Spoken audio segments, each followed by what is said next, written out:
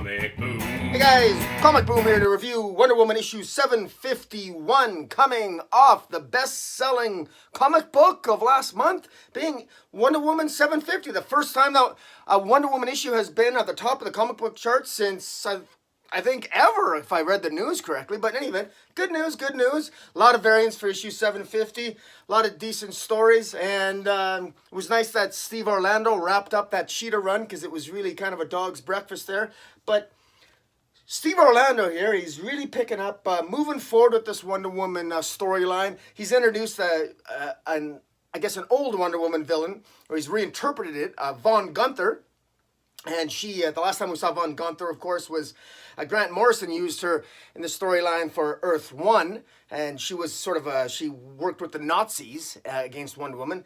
Steve Orlando has given Von Gunther a new origin tale, and he's really moving forward with this. And Von Gunther here teams up with Devastation, another Wonder Woman villain that, when I think of Devastation, I remember from, I think it's in the 2000s, I remember the beautiful Adam Hughes covers with Devastation on the front of them. And Devastation is a particularly powerful villain. In fact, arguably, Devastation, in my view, is I think the most interesting and powerful of the Wonder Woman villains, because she actually has power that, at least in her origin, Devastation was actually created by Titan.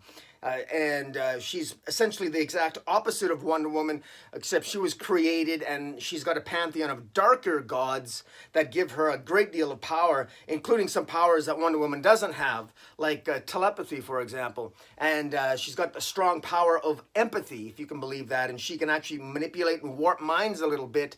She's very, very powerful, Devastation. And the fact that Von Gunther is recruiting, or tries to recruit Devastation in this issue to obviously gang up and battle Wonder Woman, the purpose or the agenda of which we're not sure. It's interesting. It's very interesting. Now, one of the things I noted about this Wonder Woman issue is, and I'll just say it, particularly because it deals with the controversy of the Birds of Prey movie, of which, by the way, I'm wearing a shirt from Birds of Prey. Those of you who went to see the movie will know which female character wore this shirt. Well, I'll just leave that out there. And if you know which female character wore this shirt, that's good. That tells me you watched the movie, and you can say who the female character is in the comments below. But in any event, there are 14 different female characters in this issue and almost no men. Can you believe it? The only men in this issue are either bad guys or hoodlums or guys that are beating up other guys in a bar, or bad guys. Steve Trevor's not even in this issue. I tell you, I counted 14 different women in this issue and characters, and there's 3 dark fates. Wonder Woman confronts 3 dark fates, the dark fates being the beings that they actually recruited Cheetah to attack, in J. Willow Wilson's run to attack Wonder Woman. Cheetah was defeated in the last issue 750, but they still want revenge on Wonder Woman. They hate Wonder Woman for their own nefarious reasons. I'm not really sure what they are. In any event, we got the 3 dark fates. We've got that's 3. Then we've got, of course, Von Gunther. That's 4. We've got Devastation is 5. We've got the 3 Horsewomen of Apocalypse. That's 8. We've got a character, Nora, her neighbor Nora, who is revealed to be an undercover police officer, keeping an eye on Wonder Woman, because Wonder Woman generally tends to get into a lot of fights with mostly other females and destroys half of Boston. So Nora is a member of the Boston PD, and she basically was told, hey, she was saying, go follow Wonder Woman for a day and make sure she's not going to cause more chaos. Of course, Wonder Woman's not causing the chaos. She's usually preventing it or fighting against it. But it's interesting. In any event, we've got a lot of women here wreaking havoc. There are just no male supporting characters here. And just to delve into a little bit of Birds of Prey and some of the controversies in female-led movies is, just like you have successful male movies with strong supporting female leads, it's a good idea to have in those movies like Birds of Prey. As much as I enjoyed Birds of Prey, it probably would have benefited from maybe having at least 1 or 2 male supporting characters in it.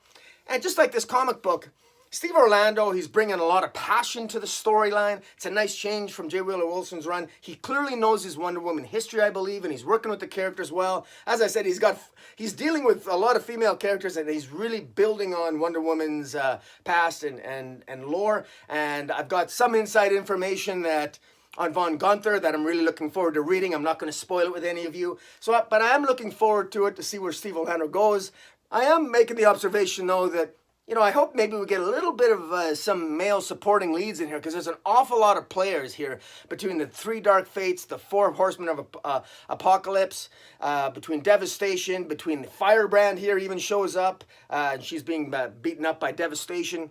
There's a lot going on here, and so many moving parts. Where exactly is this all going? What's the agenda of Von Gunther? Not really sure. I don't want to say too much because I don't want to spoil too much, because I have an inside track on where this might be going for future issues. But I'm intrigued. I'm very hard on Wonder Woman writers, generally speaking, because I think that generally Wonder Woman has to be a title that I want Wonder Woman to be a little bit more kick butt. But here's the reality. We got 5G coming up. Wonder Woman 5G. Wonder Woman in 5G is the primary first appearance superhero. And that took place in that story where Wonder Woman first appears in Man's World in 1939, where she saves the life of Franklin Delano Roosevelt, the then president, of course, of the United States, just before World War II.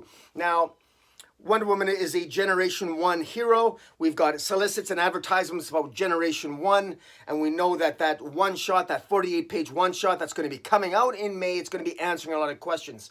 But it's coming out in May, so understand, and I just want people to understand this and know this, that this Wonder Woman story, it's likely not going to be dealing with any 5G aspect of Wonder Woman. DC is keeping that pretty under wraps, but nonetheless, it's still, I think, ironically, just when we're finally getting what I think might be a better story, at the end of it, in May, we're going to be getting 5G Wonder Woman, and it's going to likely be decidedly different. And that's where we're seeing a lot across the DC line right now. We're seeing a lot of storylines. We're seeing a lot more miniseries, a lot more small one-shot stories. We're going to be getting one-shots and miniseries from DC up until May, because May is when April/May is going to be their big shift into 5G and delving into Generation 1, and then who knows, Generation 2, 3, up to Generation 5. Obviously, they call it 5G for a reason, right? And in any event, it's a little off topic on Wonder Woman, but it's related. That this Wonder Woman story, I think it's got a lot of great things going for it, a lot of great female characters. I hope it has a little bit of testosterone to throw in there a little bit. And I'm interested to see how this might lead into 5G. I've got some birdies floating around that are telling me that it doesn't directly deal with 5G, but the character Von Gunther is very interesting, because Von Gunther is a character rich in history that purportedly goes back to the days of the Vikings, Von Gunther's family, and that's something that 5G can really pick up on, future writers who are going to be writing 5G. Steve Orlando, the writer of Wonder Woman, he's no longer exclusive, and he doesn't have an exclusive contract with DC Comics, and so, but he loves Wonder Woman, he's passionate about it, he's written about Wonder Woman stories in the past that I haven't been huge fans of, I thought some of them were okay, some of them I thought were pretty confusing. But he's got a passion that I enjoy, and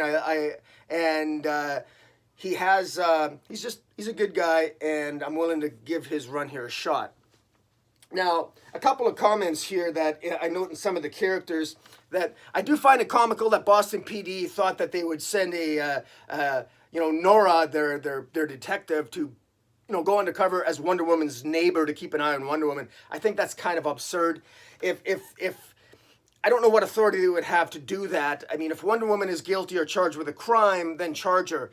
They, of course, Nora made a point of saying to Wonder Woman in this issue that, you did end up with a body in Virginia, in your house in Virginia. And, of course, that body was the body of Aphrodite, who is, after having been murdered by the cheetah. I'm thinking to myself that if all the police precincts are worried about Wonder Woman, I thought that was a little bit forced, a little bit. I thought it was kind of comical that, and of all people they're going to send just a depowered, unpowered female detective with no powers to try to keep an eye on Wonder Woman. I mean, if you actually thought Wonder Woman was a threat, which is absurd because Wonder Woman basically protects the planet. She's a member of the Justice League. I don't know what more she would have to do to try to protect the planet than she has been doing. Of course, I suppose one of the things she could have done was defeat Doom. Of course, they lost in the pages of Justice League 39.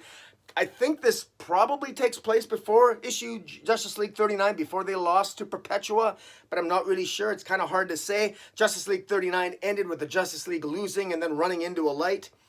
And I'm not really sure when this takes place. I'm assuming this storyline, which will likely end in May before the 5G interpretations of the various heroes, including Wonder Woman, kick in. But I'm not. So I'm assuming that, frankly, this takes place before Doom wins.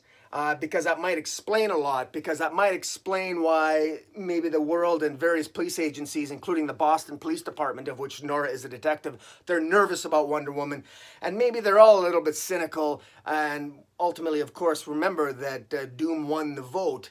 Now, there isn't a direct tie-in here with You're the Villain, but you can tell that I'm just trying to set things up to try to maybe justify that particular plot point.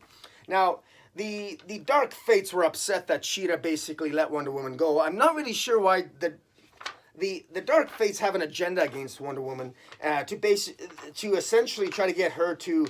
They want her to cow to them, and they say that if our Cheetah failed to cow you, perhaps it is time we set princess against prince. Your lasso burns. We should thank you for the feeling. For at last, on this side of the dark, we have something to hate. Now, they reference a prince. They're going to set the princess against the prince. What prince is the Dark Fate talking about? Could the prince actually be testosterone? Could we actually get a male character in this storyline to add to the 14 female supporting cast? Wow. It's going to be interesting. Who's the prince? The Prince of Darkness? Is it Ares? We've seen a lot of Ares already. I'm not really sure who the Dark Fates might be referring to. So I'm kind of curious about that. I'm really curious to see where that might take us. And yeah, so the Dark Fates are teasing something. Meanwhile, Von Gunther here has an agenda that I'm not sure what it is, but I tell you, it shows a scene here with Devastation pounding into Firebrand. Per Firebrand, I don't know how she could possibly survive. Interesting that Firebrand was used here, but I like what Steve Orlando has done. Steve Orlando has sort of he has incorporated different aspects and different Wonder Woman. He even incorporated the Wonder Woman of China in the one storyline. And now Firebrand, which is from the New Age of Heroes. I like that. He's thinking outside the box. He's incorporating other characters from different runs. And it's really good. I like the way he's thinking. There's even a reference of Donna Troy, that Wonder Woman will be going to look and get Donna Troy back into her life, which is interesting. So there's an incorporation of the Year of the Villain in that respect, that Donna Troy is now part of the Evil Secret Six. How will that play a role in Steve Orlando's run? There's a lot of moving parts here that Steve Orlando has sort of taken and introduced us to, and so we really hit the ground running with this issue 751. It's much better. I like that we're out of the Cheetah storyline, and I think Steve Orlando now can tell his own story, and so in fairness, I want to start fresh, and right now, so far, I'm actually excited to see where this might go. But in the meantime, guys, tell me what you think of Wonder Woman issue 751. Tell me which character wore this shirt in the Birds of Prey movie. And hit the subscribe button. Follow me on Twitter at Metropolis40. And until next time, Comic Boom out.